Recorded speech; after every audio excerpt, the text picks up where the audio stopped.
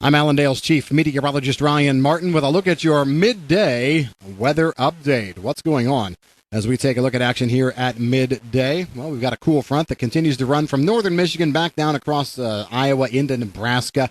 Weak low pressure near the Sidney, Nebraska area is what we've really got to watch.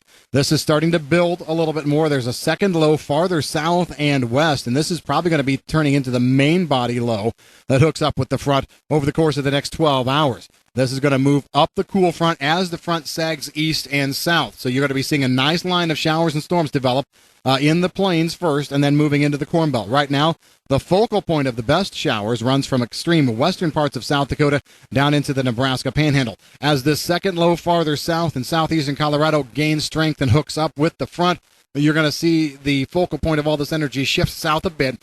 It really looks like the best action, though, through the next couple of days will be north, farther north than it is south. For example, as this moves through Kansas, nothing more than hit and miss showers and thunderstorms, while farther north you're going to put together a better batch. In the Corn Belt, all of this will likely start to get going as we go through tomorrow night. It's going to be pushing into the western Corn Belt there, and from there we're going to be watching all of this move to the east and track across the rest of the Corn Belt. The best rains probably developing central to eastern Corn Belt as we go through the later stages, so later Wednesday into Thursday and maybe even early Friday. That's the time frame to really watch.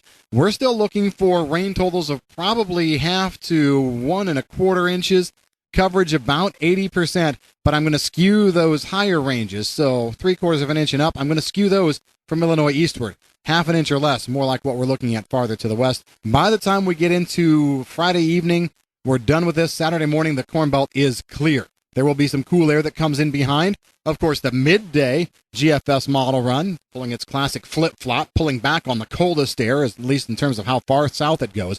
I still really like the European solution. It's been consistent, bringing the coolest area in over the Arrowhead of Minnesota, northern parts of Wisconsin, eastern Wisconsin as well, getting down close to the Milwaukee area, and then across into Michigan. And there's no reason to deviate from that thought process right now. That's where the coolest air is going to be, not in areas where it's exceptionally early at this point. So for the heart of the Corn Belt, cool air, yes. Cold, frosty air, no. Not by a long shot. And then as we go longer term, it really looks like we're going to be dry following this weather system through at least Monday, Tuesday of next week.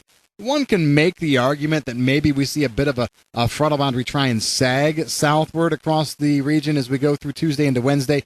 I don't like that solution, mostly because there's not a real good setup for a front there. Basically, you've got differing high pressure zones coming in. The front, to me, looks like it's farther back off to the north in Canada and into the northern plains on Tuesday the 7th into Wednesday the 8th. And if that happens that way, it's going to drag across the Great Lakes, and that's it. So I'm not keen on moisture early next week. I think we could actually go drier a bit longer on into the 10th or 11th. That's when a nice little frontal boundary tries to work its way in. Other thing you need to pay attention to and watch on the models very closely, the tropics look very dead to me. Yeah, there's a system out north of Bermuda that has a chance of developing into something tropical, but it's going to stay out to sea. But what I'm seeing over and over, especially on the GFS, is a monster storm. They're trying to put monster storms into the Gulf, into Caribbean, about days 11, 12, 13. It's been doing this for a week or so. So if anybody bites on this and says, oh, look out, we've got some moisture coming into the Gulf, make sure you kind of put that on the back burner a little bit. This is something that the GFS is trying to do wrongly, obviously. And so as we go forward, we're going to have to kind of play the forecast away from moisture there. I actually like better frontal boundaries developing probably toward mid-month with a strong low that comes out of Canada and the northern plains. So if my thought process works, we're probably going to be seeing nice windows of dry air in here where we can continue harvest. We have to shut her down for a day or two because of rains, and then we can go back at it.